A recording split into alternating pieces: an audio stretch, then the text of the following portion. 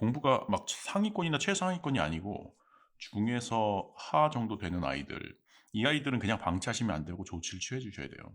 사실 이 아이들이 대략 초등학교 때부터 고1까지 정도까지는 아마 두각을 못 나타내고 오히려 고2, 3부터 늦게 터지는 두각을 나타내는 학생일 가능성도 있거든요. 근데 이제 그걸 잘 모르시고 우리 아이는 왜 이렇게 공부를 못하지? 하고서 그냥 밀어넣는 거예요. 그러면 이제 어떤 문제가 생기냐? 일단 모든 분야가 똑같지만 공부에 있어서 내가 성적이 저조하고 못한다라는 느낌을 계속 받으면은 이거 자체로 이제 랭킹이 낮아진다는 뜻이잖아요. 그러면은 그 집단에서 서열이 낮아진다는 거예요. 이게 굉장히 무서운 거예요. 사람처럼 집단을 이루고 사는 그 동물들 있잖아요. 걔네들은 전부 다 똑같은 뇌를 가지고 있는데 서열이 낮아지면 뇌에서 자동으로 신경 전달 물질이 분비가 돼서 우울증이랑 불안증이 그리고 추가로 강박증까지 이렇게 생기게 됩니다. 서서히. 이게 보통 우울이랑 불안이 생기는 사람들은 자신감, 자존감이 많이 떨어지게 되고 그리고 시험에서 맨날 실패를 하니까 결정적인 순간 있잖아요. 결정적인 경쟁 국면에서 엄청 떨어요. 긴장을 하는 상황이 발생합니다. 결국 이게 지금 이 상황 자체가 다시 공부를 못하게 되는 상황으로 연결되면서 무한 반복의 사이클로 들어가게 되는 거예요. 이게 굉장히 문제가 되고 일단 미성년기에 이게 성립이 되고 나면 아마도 성년기는 쉽사리 고쳐지기 쉽지 않은 걸로 이 사이클을 벗어나기 쉽지 않은 걸로 보여집니다. 그래서 최대한 미성년일 때 한번 조치를 취해 보시면 좋아요.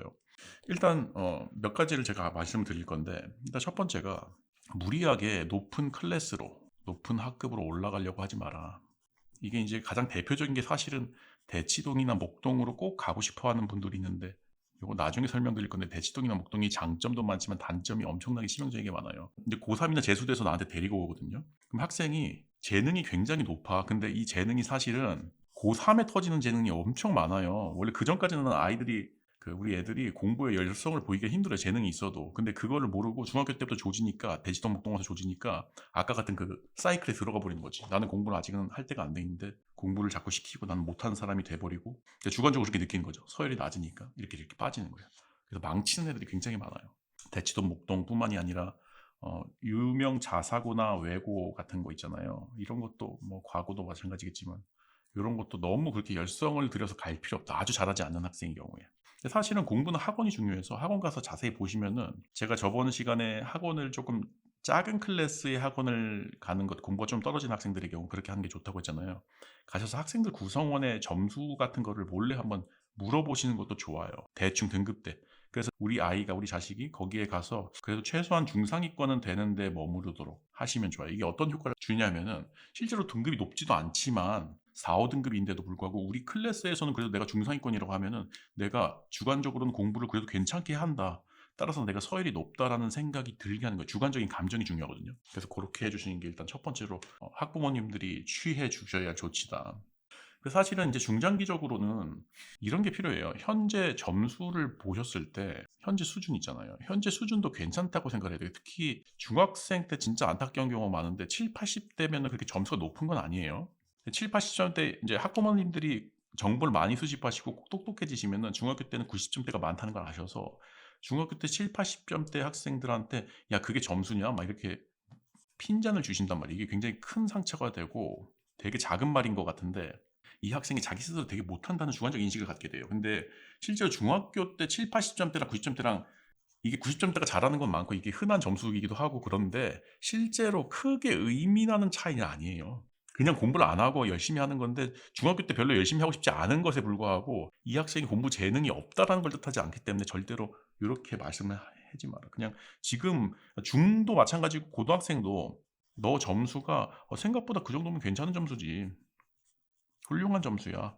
라고 말하는 편이 전체 인생을 봤을 때 훨씬 더 좋은 그게 될 수가 있습니다. 앞으로의 발전 과정을 봤을 때. 그래서 부모님이 말씀해 주신 거 현재 수준은 생각보다 괜찮은 점수야 라고 꾸준히 계속 말씀을 해주시고 이제 이런 걱정이 생기실 거예요. 그러면 얘가 거기에서 안주를 하지 않을까. 근데 그렇게 안주한 사람은 없어요. 주변에 보면 점수 좋은 애들이 놀렸는데 자기가 심리적으로 불안하고 우울할 그 가능성만 앞으로 계속 남아있지 거기에서 안주 이게 진짜 괜찮다고 생각해서 안주를 하는 사람은 없고 오히려 이런 것들이 부모님과의 관계에서 좋은 관계를 형성해 주고 자존감을 올려주는 계기가 될 수는 있는 거예요. 그렇게 생각을 하셔야 됩니다. 가장 중요한 게 공부 압박을 하지 않는 게 중요해요. 이런 학생들의 경우에. 이런 학생들의 경우에 대체적으로 고1 때부터 이제 조금 공부를 열심히 하려다가 여러 가지 실패를 맛보고 고2까지 방황을 하다가 고3 때 와서야 이제 제대로 공부를 시작을 하는 경향이 있는데, 이렇게 되면은 고3 때 어느 정도 성취를 하고 그리고 나서 재수할 때 상당한 성취를 다시 이루는, 사실 삼수까지 가는 경우도 있긴 하지만 어쨌든 요런 경향들이 상당히 있거든요. 근데 이제 문제가 초반에 고1 이전 혹은 고2까지 아직 애가 공부 재능을 터뜨릴 시기가 아님에도 불구하고 공부 압박을 지나치게 가할 경우, 그러니까 원래 공부를 잘하는 애들한테는 공부 압박을 가해도 무방하거든요. 근데 이렇게 안 되는 학생들한테, 중에서 하위권 학생들한테 공부 압박을 지나치게 가할 경우 아까와 똑같은 사이클에 빠져버려요. 내가 공부를 되게 못하구나, 난 서열이 낮은 사람이구나라고 주관적으로 느끼기 때문에 뇌에서 이상한 물질이 분비되고 우울해진다고 했잖아요. 그래서 애초에 고3에 가더라도 또 성취를 할 수가 없고 재수도 실패를 해버려요. 사실은 고3 이후에 터질 거를 예상을 하고 재수까지 염두에 둔 다음에 그 이전에는 저학년일 때는 공부 압박을 사실은 많이 하지 않는 게 가장 현명한 방법입니다. 가장 현실적인 방법이에요.